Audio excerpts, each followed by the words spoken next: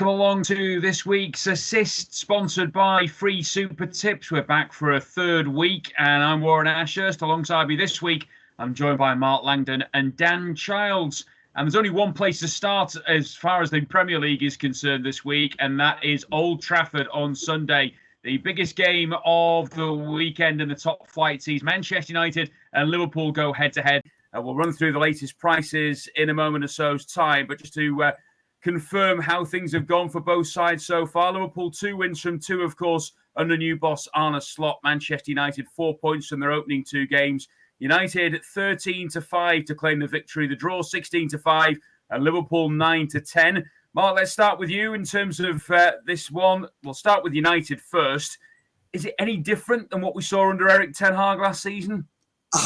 Not a huge amount of difference. Obviously, got that win first up, didn't they, against Fulham, then lost late on against Brighton. A game that could have gone either way. They scored. I put scored in inverted commas. They scored the goal that was ruled out. Quite unfortunate or bad play, depending on what way you're looking at it. They're not conceding quite as many shots, at least. So I think there is more solidity to the team. But I know Dan mentioned it in last week's show. I think the lack of sort of striker at the moment is the biggest problem for them. I don't really see sort of Mount and Fernandes sort of in this almost like a box, isn't it? Really up front that they're trying to do. I don't think that's working particularly well. So maybe we should judge them sort of more fairly once they've got a forward up there. Once Højlund returns from injury, I think Ugarte will help them in that problematic midfield position in front of the defence. And I'd say that things are slowly heading in the right direction. I think with United, we're always, everything has to be so great or it has to be so negative about them. I'm kind of in the middle. I think that they are still a work in progress, slowly getting better, probably not quick enough for their supporters' liking, but I can see the odd sign of what they're trying to do. In terms of Liverpool, Dan, we've had Arne Slot say this week that he doesn't think he's made many, if any, changes to the way that they've played under Jurgen Klopp, but the pundits have suggested there's tweaks here and there, and certainly things have been working pretty well so far. Yeah, I noticed in the first game against Ipswich, they don't seem to be getting broken on as much as they were last season. I think there was a little bit, more caution, if you like, in that first half, and maybe that that comes at a cost in a way, in that sometimes you don't get after teams, as much early on, and you could, in that match they had to actually, attack the game more in the second half and then ran out winners. But I do think they look a bit more solid. I think they're a better team than Manchester United last season, and they're a better team than Manchester United this season. But does that mean that they're going to go and win this game? I'm not so sure, really. I think sometimes in these games, the derby factor, if you like, gets a bit underplayed, and it affects. I think home advantage can be worth quite a bit in these derby matches. I mean, Liverpool haven't won at Old Trafford since that 5-0 hammering in 2021.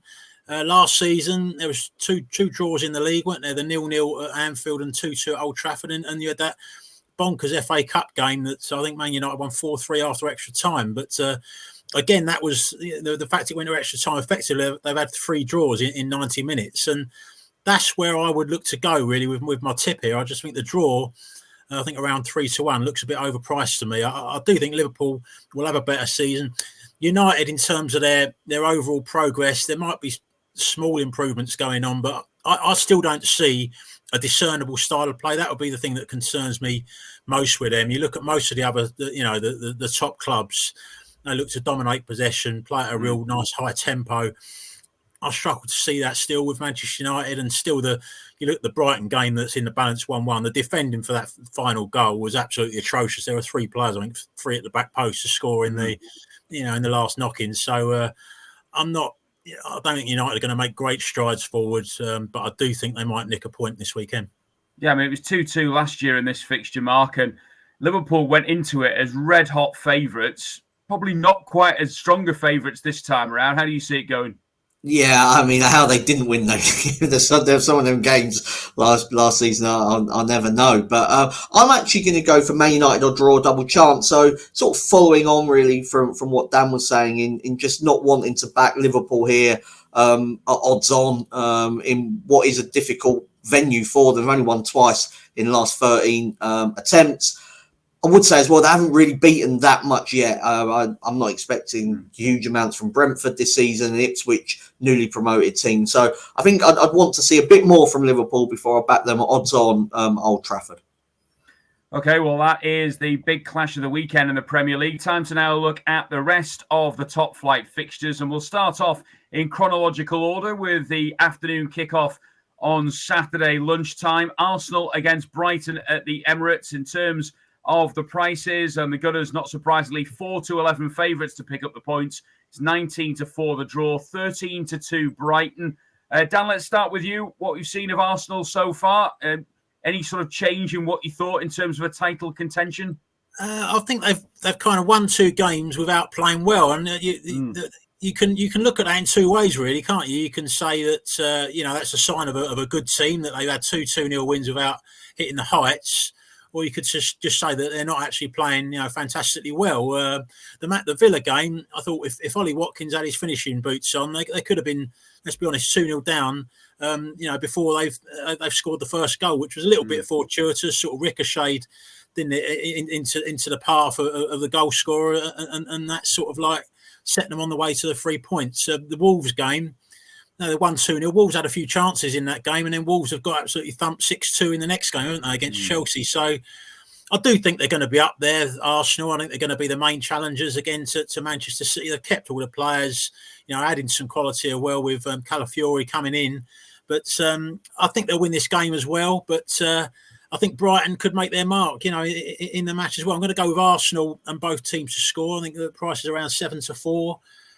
Brighton on 6 points. I mean, fantastic start. 3-0 win at Everton. I don't think it was a 3-0 game, to be honest. It was, quite even. Both teams had the chances, and Ashley Young, I think it was 2-0 at the time when Ashley Young was sent off, but I thought the balance of the game was quite even until then. Then the Man United game could have gone either way, and they've nicked the winner at the end. I think it's early to judge Brighton as well at the moment. They had quite a poor finish to last season in the end, ended up in the middle of the table.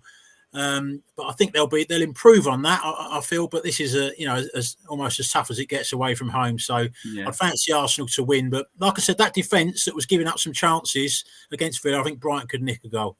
A lot's been made, Mark, of Hurtzler and his young age as a manager. I think what's probably quite impressive is that he's not tried to change too much too soon.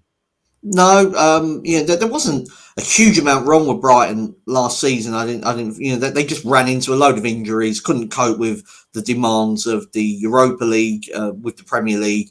And then towards the end, I think everyone knew that De Zerbi was going and kind of just fizzled out. But their early season performances were good. The season before, they were good. And I agree with Dan. I'm going for exactly the same bet, Arsenal to win and both teams to score. My issue with Brighton, I think, in this game is just central midfield. They've got quite a few injuries in there. And the new guy from Celtic got injured, didn't he, after a really bad tackle against Crawley midweek. For the new signing, he's not been fully fit. So I think you need a good midfield to kind of stand up to Arsenal. And that might be where Brighton get done in this game. Let's turn attentions now to the 3:00 games in the Premier League, starting off with the clash between Brentford and Southampton. The Bees 8-11 to pick up the victory. It's 3-1 the draw, 7-2 Southampton. Mark, we'll start with you with this encounter. What have you made of Southampton so far? A lot's been said about the teams coming up, going straight back down. Is there anything to take note of from Southampton in the opening 2 games? Well, they've just signed Ramsdale, haven't they? And I think he's going to improve them in the goalkeeping position. It was area of concern, I think, going into the season. They've kind of been how I expected them to, which is nice in midfield, but just look at that forward line and it just screams championship to me at the moment. And I just see Brentford really targeting this game, even though it's late August. Thomas Frank, I think, will see this as a really important game. They won all home games to the 4 teams that finished below them last season. I think Southampton will be kind of in that bottom 4 come the end of the campaign. I think Brentford will just have a bit too much know-how for them. Think it's going to be the similar situation to what Mark says. Dan, are Brentford going to be too strong at home? I do. I think I'll take Brentford to win the game. I'm not totally convinced, by Brentford with the situation, with Ivan Toney, as it stands, we don't know what's happening there. The new striker they got in to replace him's out injured until January. They got him still, though. I think with Mbeumo and Vissa, they've got more up front than Southampton. Southampton, going to be possession based. They're going to give goals away through trying to play too much, and they're lacking that Premier League quality up front. They won 5-3 away to Cardiff in the EFL Cup in a week. Cardiff made 11 changes, played a lot of youngsters there, so I wouldn't read too much into that sudden goal glut. I think they'll struggle to score here, and Brentford to get the win. Another of the 3 o'clock games takes place at Goodison Park, where Everton rock bottom of the table, having conceded 7 and not scored yet in their opening 2 matches, take on Bournemouth. Everton 7-4, the draw 12-5, Bournemouth 31-20. I hear that Bournemouth are unlucky against West Ham in midweek in the EFL Cup as well. They've made a solid start to the season, Dan, but Everton have actually got a decent home record against Bournemouth. I think they've won the last couple of games against them. Is this a big test for Sean Dyche even at this early stage of the season? It's a massive test, and I do think they're going to be really up for it, Everton, and a lot of it will depend on how they start the game. Got a lot, kind of going against it at the moment with injuries. I think the start's going to be crucial because getting that crowd behind you, as opposed to starting badly and having them on your backs, is a huge thing. But I think they'll be up and at it from the start of this game. Bournemouth, I've liked the way they play some good football. Thought they were very unlucky, actually, to lose at West Ham last night. Really sliced West Ham open at times, but they're lacking that kind of killer instinct in front of goal. And Evan Nielsen looks promising for them at the moment. I think he'll take a while before he kind of gets his eye in, though, maybe in the Premier League. So I think they had the same points collected last season if you factor out Everton's 8-point deduction. So going by that, home advantage, I think 7-4 Everton don't look a bad bet. Dan makes a very good point, Mark, about the Everton fans having to be behind them. And when we saw the incident, I'm sure, on social media that Neil Mopey commented about when the Everton fans were giving a lot of grief to the team on their way on the train back from Tottenham at the weekend. I just wonder, how much left the Everton fans have got in terms of backing this team. I saw somebody say that the new stadium is going to be called the Boo Camp, which I thought was a great name. A great name because nobody boos quite like the Everton fans when they're dissatisfied. And I sort of say that in jest. They've had a rough ride of it, and I can understand their frustrations. I'm going to go against Dan with this one. I'm going to go Bournemouth draw, no bet. I wouldn't be surprised actually if it finished in a draw because I've sort of got this feeling that Everton might just do kind of everything they can to shut up shop, and whether Bournemouth have got enough in the final third without Solanke to open them up would be doubtful. But I just like what Bournemouth have done. I mean, Everton were pumped twice already this season. I mean, Tottenham had 71% possession, 12 corners, got in front early against them. It was a really dispiriting performance from the Toffees. Maybe confidence restored after the win over Donny in midweek, but I'd want to see more. So I'm going to go for Bournemouth draw, no bet. Another of the 3 o'clock games takes place at Portman Road. Ipswich are up against Fulham, who have brought in some eye-catching signings over the last few weeks. Ipswich 2-1, the visitors are 13-10, and the draw 5-2. Mark, we'll start with you with this one. Ipswich and Fulham, have made some really interesting signings during the summer transfer window, and you just wonder, firstly, who's going to play in this game, bearing in mind that they've brought in new faces over the last few days. Yeah, I definitely feel like you'll see the kind of the best of the new signings for nearly all teams after the September sort of international break. It gives managers an opportunity to sort of get those new signings more integrated. Somebody like West Ham, who we'll get onto later, I think are one of those that are kind of waiting really to unleash some of those players on a more regular basis. I mean, I've lost count of the amount of players Ipswich have signed. You bought a lot of the better players from last season's championship, as well as some of those that went down last season, or Benny, the latest one that looks set to come in for the Tractor Boys. I'm going to go for Ipswich to win the game. We've spent a lot of money now to change the side around, and I just feel like those opening 2 games against Liverpool and Man City are not really where they're going to be judged. Their season starts now. Fulham were 15th in the away table last season. Just one of those teams I don't really trust on the road.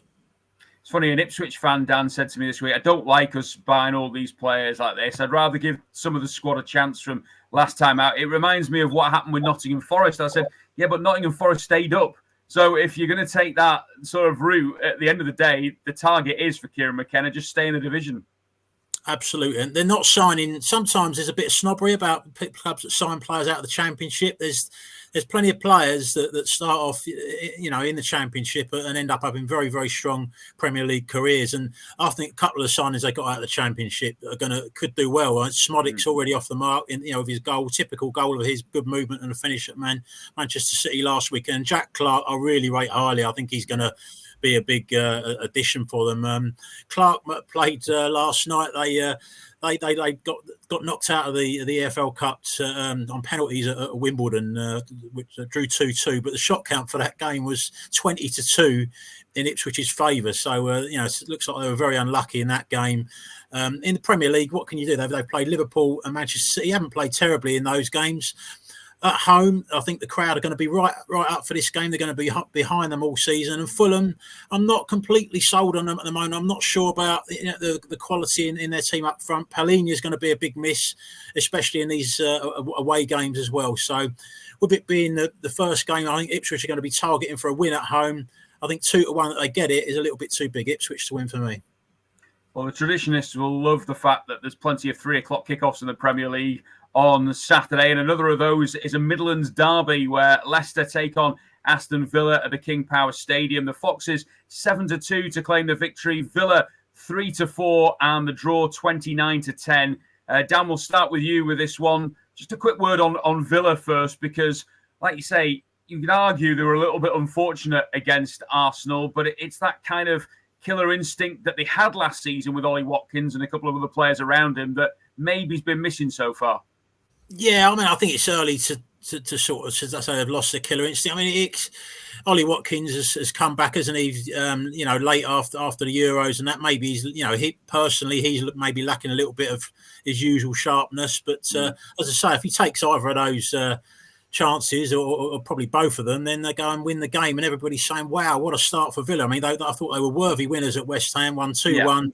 Come back from what I thought was a dreadful penalty decision against them, and still came back and won the game deservedly in the second half. That's a tricky first game away to West Ham. Played well against Arsenal, narrowly lost the game.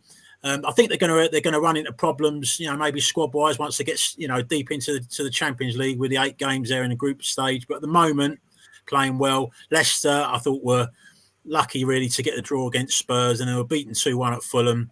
Long, hard season, I feel, for them, and I think Villa will go there and win. I think most people, Mark, will be thinking Leicester seem to be putting all their eggs in the Jamie Vardy basket in terms of goals this season. Don't know where else the goals are going to come from, and that will be a concern going into this. Well, the wide players were decent in the Championship last season, but they lost Dewsbury Hall, to Chelsea. Which the fact that he's gone to Chelsea says a lot. How much he plays at Chelsea remains to be seen. But he was a very influential player for them last season. Very difficult with their financial situation for them to go and improve the team. Feels like there's a points deduction coming for them. I thought they were dominating both the games they've played so far. Doesn't bode well. And agree with Dan here. Aston Villa, I thought would be actually shorter in the betting than what they are. Yeah. Nottingham Forest against Wolves, meanwhile, is another game. 2 Midlands rivals. Forest 21-20 to win at the City Ground. Wolves 5-2. And the draw 13-5. You mentioned there you thought that Villa might have been a shorter price, Mark. I was quite surprised to see that Forest were odds against. When I looked at the Forest, I was sort of fairly negative on Forest sort of before the season started. I'm not mad on Nuno, and I wasn't expecting much. And then when I looked at the team that they kind of picked for the first 2 games, and even the one in the League Cup when they went out on pens to Newcastle, I sort of thought, hold on a minute, there's a fair bit of quality in this team.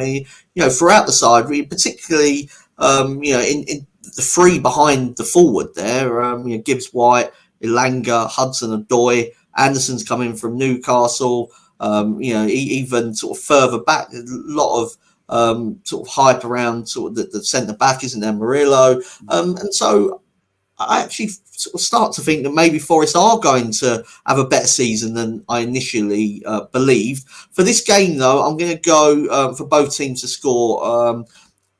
As I mentioned there, Forest have got a lot of attacking individual quality, particularly Gibbs White against his former club. But Wolves, far too open with four at the back, and Kilman, who went to West Ham, is a big loss. But even going forward for them, Larson, Cunha, there's talent in that front line as well. So ordinarily, you wouldn't have thought that Wolves Forest was the game to watch at 3:00 on a Saturday, but maybe it'll be more entertaining than people think. I actually covered this match last season. It finished 2-2 and it was a cracker. So hopefully more of the same in terms of the neutrals. Dan, Wolves, it's going to just be interesting to see how they react to that thumping by Chelsea last week. Yeah, I mean, they have had a really tough start, haven't they, to go to Arsenal and then Chelsea at home. You could kind of draw the positives for them out of the Arsenal game, but then when you've got conceded 6 goals at home, then you can only really look at that negatively. I do think they're going to struggle this season. I actually think if one of the newly promoted teams, Ipswich will be my idea of a team that could stay up. Wolves could be a candidate that could drop into that bottom 3. Seems to be a lack of investment there. Losing Neto, I think, is a big blow as well. Kilman, as Mark's mentioned, that leaves a hole at the back. I just think for this game, though, I think Wolves are going to be looking to really tighten up. But after any side you can see 6 at home, you're going to be looking to tighten up the next game. I think they'll probably go there with a bit of a lower block. And I'm not sure. I think Forest forwards that have been talked about, I think they're better when teams come onto them and they can counter. There's a lot of pace in that Forest front line. I'm not sure there's a great deal of invention there. So they drew 1-1, didn't they, in their last home game against Bournemouth. I could see a similar sort of outcome here. I think the draw is overpriced. That's what I would go with at 5-2. Saturday's final Premier League match sees West Ham against the champions Manchester City. The Hammers as big as 11-2 to claim the victory. The draw 9-2 and City at 2-5 on. Dan, we'll start with you with this one. For those that are chasing Manchester City, I know it's very early days, but bearing in mind what they've done in the first couple of games, it will be a bit of an eye-opener, I think, for everybody. Yeah, I think City. I mean, at the start of the season, you kind of thought, there's some players coming back late from the Euros. The team that's lined up in the Community Shield, you kind of thought, that's not particularly strong. And then all of a sudden, the cavalry seems to be coming back. Savino looks a really good signing, settled straight away. And then Gundogan's returned as well. And suddenly you look at the squad and it looks pretty awesome. And I can only see they're getting better with each week that passes. I mean, I know Ipswich at home, you'd expect them to win comfortably anyway, but they are improving game on game. I look at their last 8 games. I think 7 of them they've been in front at the break and gone on to win in the Premier League. That's the outcome I'm going to go for here. I think the shade of odds against you can get City half-time, City full-time. West Ham, I think, are going to have a good season. I think they've bought really well, but there's clearly teething problems going on there at the moment. A lot of the new signs were involved in that EFL Cup tie at home to Bournemouth, which they kind of won 1-0 with a controversial late goal, but the performance wasn't that great from West Ham, and Bournemouth really sliced them open at times. You wonder what City are going to be able to do to them. So City half-time, full-time for me. Mark, you've already mentioned that West Ham are going to take a bit of time to gel in terms of the new players. Is this game going to come too soon? I think so. Yeah. I mean, you say controversial goal. It was handball. There's nothing controversial about it as far as because I switched over to the game to watch it because I thought, I'll watch the Pens, and it was ruined and for Bournemouth, who of course got done by a handball that wasn't handball on Sunday when it came off the shoulder, and then no VAR to intervene. Cruel for them.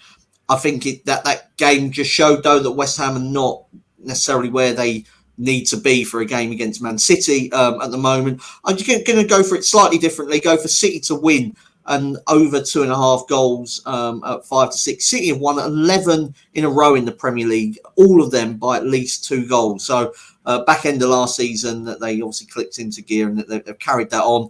What I would say about West Ham is that they have got individuals, Bowen, Kudos, Paqueta, if Fulkrug is fit to start, that might be able to score. And if they don't, I wouldn't be amazed if sort of City covered the line by themselves. So yeah, a comfortable City win. Okay, well, we've already looked ahead, of course, to Manchester United Liverpool on Sunday, but there are two earlier games on Sunday in the Premier League as well. Let's start off with Chelsea against Crystal Palace. Mega Bucks Chelsea 3-5 to claim the victory. Crystal Palace 4-1, 100-30 the draw. It seems like this is the team, Mark, that buys everybody against the team that sells everybody at the moment. I was sort of one of the few people that was down on Palace going into this season. I couldn't understand the sort of hype around them. I mean, to my mind, they'd lost, if not their best player, their second best player in Elise. You could argue he's better out of Jimenez. I don't think it really matters. But the fact he went to Bayern Munich. And last season, Palace beat a lot of teams that had kind of given up on the campaign. I'm thinking Man United. I mean, Aston Villa, when they beat them 5-0, had been on the lash for the best part of a week after qualifying for the Champions League. And I just felt that the new manager kind of bounce that Palace had was enabling them to go into games at that stage of the season, sort of with more riding on it, if you like, than sort of their opponents. And since then, they've lost Anderson. They might be losing Gay as well. We'll have to wait and see how that one develops. But for this game, I'm going to go for Chelsea to win and over 1.5 goals, just to try and get a bit more juice in it.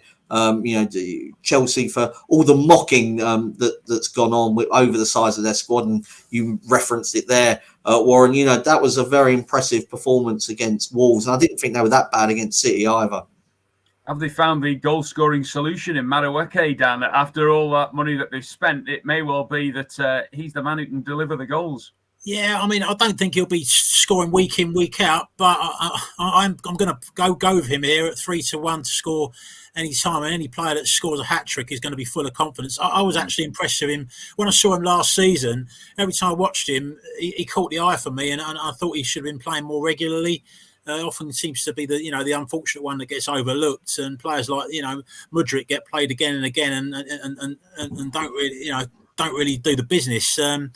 I think the reason I'm going for this, I just think it's a little bit early to kind of make a judgment at the moment on both teams. Really, I think Chelsea, didn't seem to lack ideas against a Rodri-less City in the first game. It's no disgrace in losing 2-0 to City, and then they've gone and won sort of 6-2 at Wolves with a sort of glut of goals, in a short space of time in the second half. I think it's a bit early to judge. I think they'll be better than last season. Palace, I don't think they'll be in relegation trouble. I'm not so sure that they're going to be sort of threatening towards the top 10 like they were last season. I think one of the new signs, Ismail Assar, could actually be a really good addition for them. He's a direct player with a lot of quality, if he's coached right. But Madueke for me anytime. 1:30 kickoff at St James's Park as well for Newcastle against Tottenham. The home side 6-4, same price as Spurs, and the draw is 3-1. Going off history here, Dan, we should be expecting goals. Absolutely, yeah. Spurs' record at Newcastle recently doesn't make great reading, really. They've lost 6-1 and 4-0 the last two games. I was on holiday last season and flying back, and I was at the airport, and I was seeing the team news, and Newcastle, if I remember right, had lots and lots of players out, and I thought, well, I fancy our chances here. We landed then at the other end in England, and I saw we'd lost 4-0. I was totally disgusted. But, you didn't get back on the flight and go straight back again, then? No, I was absolutely disgusted. So I've not learned my lesson. I'm going to go for Spurs draw no bet this weekend, but a shade of odds. I do think it's a good time to play Newcastle. I've not been overly impressed in their first two games. The Southampton game, there was, they had 10 men for a lot of it, but they weren't that impressive actually with 11 men in that game. Got the 1-1 draw at Bournemouth. Had luck, as Mark mentioned there, with a refereeing decision, and against pretty much a reserve Forest team. They went strong in the cup last night. They've scraped through that one on penalties. Didn't play that great on the night as well. Watched a lot of the games. So Spurs, with that 4-0 against Everton, going to have a lot of confidence carried going into the game. And I think they've got a good chance here. Newcastle, a lot of injuries at the back as well, centre backs, and Cher still serving a suspension. So Spurs for me. It should be an entertaining game, Mark. If nothing else, what are you selecting here? Yeah, I'm going to go against Dan here and go for Newcastle to win the game. The reason being, I just don't trust Tottenham away from home. The way that they play, against the big teams away from home. I mean, they conceded 17 goals away to the top 8 last season, and in the game that was referenced by Dan, like Newcastle just set traps and Tottenham went forward and Newcastle just hit balls into the wide areas where the fullbacks had gone forward for Tottenham, and Isak's probably the one forward that's sort of torn apart Van der Ven since he come to the Premier League, and so be interesting to see how those match up. I just think it's a good game for Newcastle in terms of stylistically, in that they sort of seem to know how to sort of play in that manner. Really, they've got the players, I think, to hurt Tottenham on the break, as long as they're humble enough to kind of play in that way. They were last season, so I don't see why they won't be this time around either.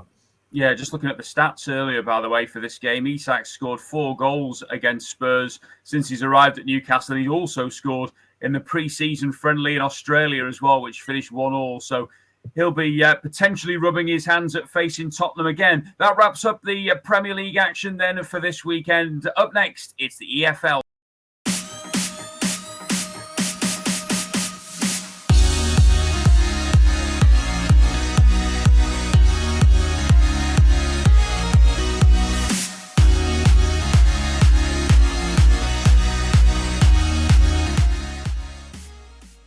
So we'll start off the EFL roundup with the Match In Focus, which is a big Lancashire derby this weekend. Saturday, 12:30 kickoff at Turf Moor for Burnley against Blackburn. In terms of the prices, the Clarets 4-5, Rovers 16-5, and the draw 11-4 for this one. Dan, just firstly, I mean, it's a big game for both teams. Clearly don't like each other, don't get on particularly well, shall we say, to say the least. But Burnley, I saw at Sunderland last week, and they were really disappointed. Lost 1-0, could and probably should have been more, after starting like a house on fire. Yeah, they were dreadful last weekend. They were lucky to lose really 1-0, but I actually think this is a kind of a good game for them to have after a performance like that. And I think the markets can sometimes overreact as kind of one game. There's reasons behind it as well. They started the season well, 4-1 win at Luton, the 5-0 win against Cardiff. And then a lot of players were unsettled. Some of their better players were being targeted. O'Shea, was sold to Ipswich. Another good sign that Ipswich have made that we haven't mentioned. The centre-back, Odderbert, went to Spurs, didn't he? And they had to make 4 changes for that game at Sunderland. You're changing a team that's won 5-0, making 4 changes. So it's not ideal. I do think now that the window will have shut before this game. Their squad, if you look at it in the round for a championship squad, still to me looks a pretty strong squad, and there's no better game, your rivals at home, than to get back on the horse, if you like. Blackburn have started pretty well. Didn't think they'd have a great season this year, but John Eustace is a decent manager. They lost Sammy Smodics, but you look at a couple of the 2 wins that they've got. They've had a 4-2 win at home to Derby, a 2-1 win at home to Oxford. Now, those are 2 teams that I would expect to be in the bottom 6 come the end of the season. So there's certainly games that you maybe fancy Blackburn to win. Burnley away is one of their toughest games of the season. Burnley to win for me. Do you agree with Dan on this, Mark? Well, I think the derby factor, and could. I think it's going to mean it's going to be an ugly game. So I was looking at under 2.5 goals, which is actually odds against at 11-10. But Blackburn's games have been sort of more high scoring than you would have expected, given the way that they played, I think, sort of last season, and then sort of take Smodics out of the equation. Burnley, look, they've scored 9 goals from 11 shots on target this season. So interesting to see whether they can carry on that type of efficiency. I suspect they'll slow down. But I did want to ask Dan one question. Dan, you tipped Burnley at the start of the season. Obviously, you wouldn't have known kind of what the transfer situation was going to be. They would lose players, yes, but how many was always sort of the great unknown there. Do you still fancy them to come out on top ahead of probably Leeds? I would say I'm a little bit less confident than I was, and this is going to sound a bit of a sit on the fence one. I think a lot's going to depend. Both clubs, transfer window hasn't shut yet. I think there could be some business. Both clubs are going to be looking to do late deals, but I do think both teams are going to be certainly in the mix for automatics. I think Leeds still have lost more of their key players than Burnley have. That would be my worry for them. Although they did have that very good win at Sheffield Wednesday last weekend, I would still just edge towards Burnley. Okay, and now I suppose it's time for your EFL selections. You got 3 for us again this week? Yep, got the 3. Going to go with First of all, Leyton Orient, battle of the two bottom teams in League One, both on 0 points, lost their opening 3 games. Shrewsbury v Leyton Orient. I think Leyton Orient will win this game away from home. Leyton Orient's start has been brutal, really. They've had Bolton at home, Charlton away, and Birmingham at home. 3 teams that I would expect to be top 6, and challenging even for automatics, all 3 of them. They've lost each game by the odd goal, played well, certainly in the first 2. I think the Charlton game they deserved to lose. The Bolton and Birmingham game they could easily have got something out of. Richie Wellens, they finished the Orient manager. They finished 11th last season. He feels he's got a better squad this season than he had last season. So I trust him on that.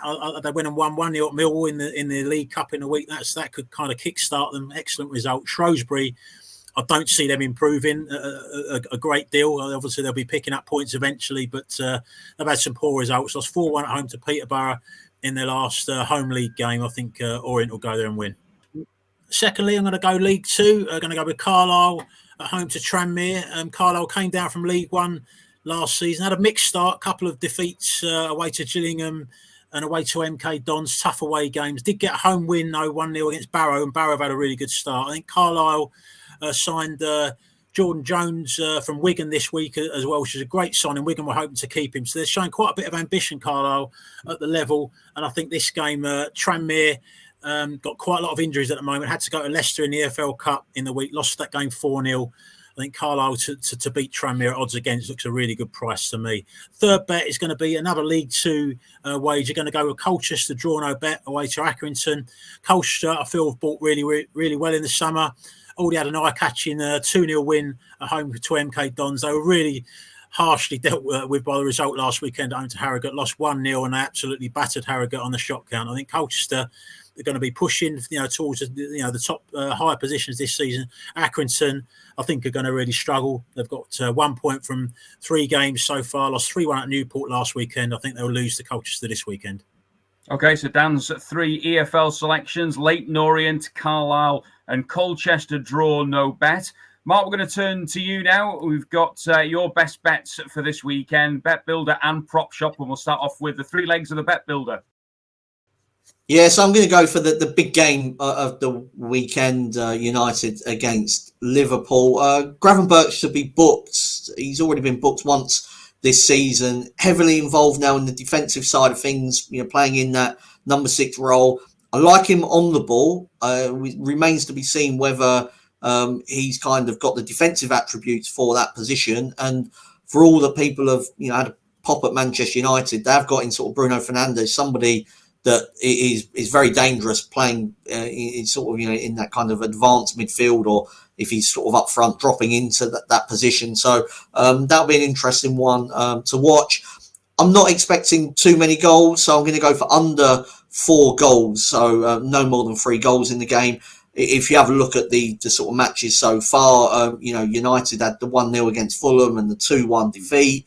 Liverpool have had 2-0 wins, so not exactly been a glut of goals there, but there have been a lot of offsides in Manchester United games. So I'm going for over 2.5 Manchester United offsides in the Community Shield. They had 3. They had 3 against Fulham and then 6 against Brighton. That's not much of a surprise, because I think if you have a look at sort of the way they want to attack with those wide players, about getting the runs right, and Garnacho, Rashford, Diallo, whoever sort of plays in those positions, maybe just going too soon. So that comes in at about 12-1. And then in terms of the other games for the sort of prop shop options, I'm going to go for Leif Davis to be booked 15-2. The reason for this, I mean, he's not a dirty player. He's very much an attack-minded left back, isn't he, for Ipswich? But Adama Traore sort of been playing over on that right-hand side for Fulham. I don't think anybody should be. I don't think any defender should be 15-2 when they've got a deal with Traore. You're never quite sure what you're going to get, but it wouldn't surprise me that much if Davis is piling forward and having to sort of come back and gets caught out of position on more than one occasion. So going for him to be cautioned. And then Semenyo, over 2.5 shots for him for Bournemouth against Everton. It's a 10-11 shot, that one. And he's had 12 attempts so far in 2 matches. Really caught the eye last week against Newcastle. Also had a number of attempts in that first game against Forest. So seems to be carrying the attacking threat for Bournemouth with Solanke no longer there. So those are the player-related bets, Warren. Okay, thanks, Mark. We're also now going to turn our attentions to our regular feature of the Assist Treble, where Mark, Dan and myself will pick one selection from this weekend's action. And we'll start off firstly with yours, Dan. Yeah, I'm going to go with Aston Villa to win at Leicester. I think that Villa might have a few issues when the Champions League starts, but they've looked really good, as I mentioned, so far. And I just think Leicester, you're kind of meant to strengthen it when you come into the Premier League. I think they brought some players in, but losing Dewsbury Hall was a massive blow to them. I think they're weaker than they were last season, and I don't think they'll be able to cope with Villa. Who's your selection, Mark? I'm going for Chelsea to beat Crystal Palace. I think that 6-2 against Wolves, potentially flattering because, as Dan mentioned earlier, did get a lot of goals in a short period of time. But if you look at the talent on the pitch for Chelsea, and I mean they really should be doing miles better than they sort of have been in terms of the league position. I'm sort of down on Palace at the moment, probably more than most people. So yeah, Chelsea to win at home. Okay, my selection's in League One. I'm going with Northampton, who I couldn't believe were odds against to beat Burton actually on Saturday at 6-5. Northampton have got 4 points from their last 2 games, including a decent 2-2 draw at Barnsley last week. They did the double over Burton last season, and they've won 4 of the last 5 home games at the Sixfields as well. Burton have only won 1 of the last 7 League One away games as well. I think Northampton at 6-5 represent good value. So the treble for this week on the Assist is Aston Villa, Chelsea and Northampton. And we'll conclude with our naps of the week from both Dan and Mark. Mark, we'll start off with your nap first. Oh, we're Aston Villa crazy, claret everywhere this week. But yeah, my nap is Villa to beat Leicester. I mean, we've already mentioned kind of the weaknesses of Leicester, the strengths of Aston Villa. I'd just throw in the fact that they've already won a harder away game at West Ham already this season. So yeah, up the Villa. And Dan, who's your nap of the week? Yeah, going to go with Leyton Orient to win at Shrewsbury. I mean, Leyton Orient, as I mentioned, the 3 narrow defeats against really good top sides. I think Orient will actually finish in the top 10 despite that this season. Shrewsbury, I think, are going to be struggling for most of the season, relegation candidates. So Orient to go and win this one. Great. Thanks very much to Dan and Mark for all their efforts this week. We've really appreciated your comments as well on the format and how things have gone with the assist so far. Remember to like, subscribe and comment on YouTube. And if you're into your golf as well, don't miss the Sweet Spot with Steve Palmer every Tuesday. We'll be back after the international break with another round of the assist. In the meantime, enjoy your football and please remember to gamble responsibly.